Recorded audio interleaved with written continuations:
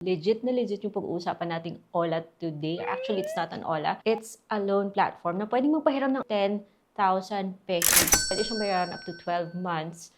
Pero, previously, meron po siyang binabawas na admin fee. That's between 1% to 2%. Recently, meron siyang update. If permanent ka to, then well and good. Napansin ko, zero admin fee na siya, which means buong-buo na natatanggap yung loan. So in this video, pag-usapan natin ang S-loan at kung wala pa kayong S-loan, I hope na yung mga matutunan nyo sa video na to is something na eventually makaka-activate ng S-loan nyo.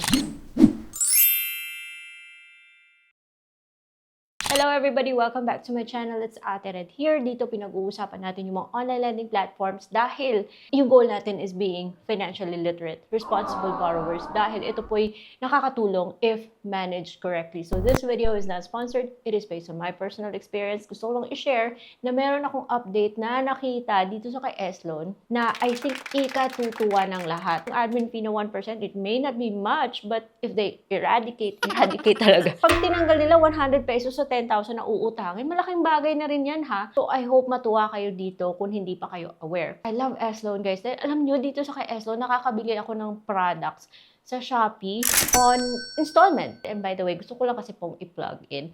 Nakita nyo to, yung fake plant. Wala talaga akong katalan-talan sa pagtatanim guys, sa pagiging plantita. So bumili na lang ako ng artificial plant sa Modofo, which is Shopee din. Meron tayong product sticker if you guys are interested. Kung bet nyo naman ay mga makeup, ito po yung suot ko ngayon, which is from MAC. Ayan. Nude siya. Bagay siya sa mga morena.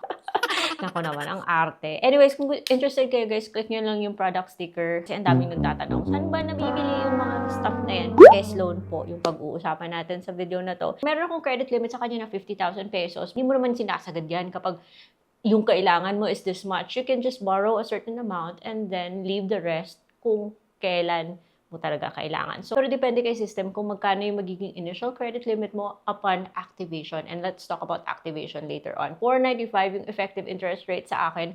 And kung magsi 6 months ka or longer, 9 or 12, kasi up to 12 months siya you can enjoy interest as low as 4.45.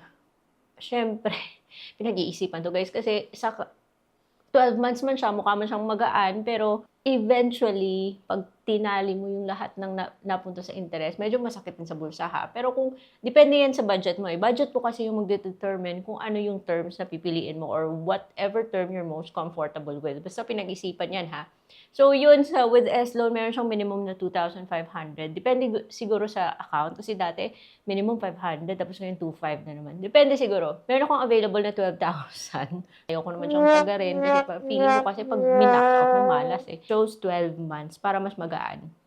In a future video, I'll tell you why struggle ako lately. But it's not that bad. I just want to share that experience in a future video. Sidetrack tayo. So, sa 12 months, meron tayong check or uncheck na loan protection. If you leave the loan protection on and you choose 3 months, babayaran mo every month is 3,848.35. Sa loob ng 12 months, babayaran mo 1,298.25. With loan protection, nakakatulong siya in times na yung medyo naalanganin ka para ma-waive yung penalty or para reduces your chances na ma-freeze yung S-Loan nyo or S-Pay later. So, I chose 12 months and then 10,000 and then nagpipin ako. Kailangan po kasing gawin to. Pagkatapos mag-pin, diretso mo na siyang marireceive. Walang kaltas.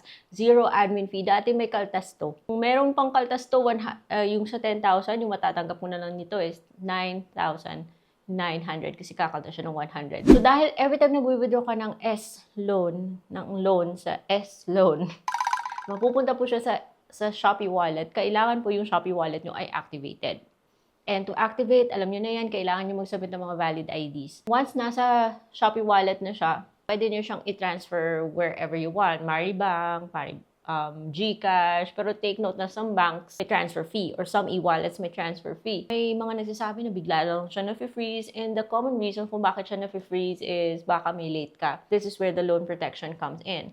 Or kailangan mo mag-update ng account mo. I remember correctly na every year, around the same time, nagpapa-update po si Shopee, si S-Loan, ng account. Like, magsasabit ka ng valid ID, mag-update ka ng information. Every year yan. It's annoying, but it's required by BSP. This is common sa mga very, very legit na mga loan or financing platforms. And C-Money is a legit financing company, registered sa SEC, submitting po sa CIC, and accessing sa CIC, which means nakikita po niya kung gaano tayo yung behavior natin as a borrower dahil nakikita po niya yung mga records natin na sinasubmit ng mga legit na mga loan companies sa CIC or Credit Information Corporation. It's a company that collects our records as borrowers. If you maintain good credit history, you also reduce or you avoid mga instances like nare-reject sa pag-activate and nagdi-decrease yung credit limit. Those are the things na dapat natin alalahanin as borrowers or users of platforms like this. So if you are eligible, you will see na meron kang ganitong icon. I-click mo lang yung activate. Magpapadala po siya ng OTP sa phone number mo that's registered sa Shopee app. Pagkatapos mo mag-OTP, kailangan mo rin mag-submit ng mga valid IDs. And the valid IDs that are accepted dito sa kay S-Loan includes your passport, your driver's license, your Philippine National ID, pwede rin yung digital na version. So, sa mga nagtatanong dyan, ano ba yung pwedeng mga OLA na or loan platforms na ng tumatanggap ng e-fill? Well, ito yon. Postal ID, Unified Multipurpose ID, PRC, PhilHealth, TIN, SSS, tsaka yung e-fill. Yun, tinatanggap niya. So, dapat tanggalin yung mga filters, gamitin nyo yung highest resolution possible ng camera ng cellphone nyo, para clear na clear, walang blurred sa pag-capture ng ID. Position your card in the available frame. Guidelines are there and they're meant to be followed, okay? Hingi siya ng other information. So once, kapag kasi activated na yung Shopee wallet mo, usually these information are already there. Just make sure na accurate, updated, para iwas reject. And magsi-selfie ka po and make sure walang filter. Kasi paano mo makikilala? Paano mo ma-verify yung face mo if just nabura na yung ilong mo nang dahil sa filter? The activation takes place in 24 to 48 hours. Yun yung sinasabi niya, at least when I activated my Shopee account. If walang issues yung data na sinamit mo sa kanya, diretso mo makikita yung result mo. Happy naman ako so far sa happy naman ako so far sa improvements na na-notice ko since I started with S-Loan. And I just wish na eventually mag-offer siya ng longer payment terms or higher credit limit for tulad ni Maya, which is 250 for up to 24 months for those na mas kailangan ng more flexibility. Dapat ito yung mga tina-target natin ng mga legit na mga loan platforms, guys, dahil nakakatulong sila at dapat na nahahandle natin correctly. Hindi po ako nagpo-promote ng OLA sa video na to, but I'm promoting awareness sa mga ganitong mga platforms. So kung meron ako nakalimutan banggitin, let me know in the comment section below and I will see you on my next vlog. Bye-bye!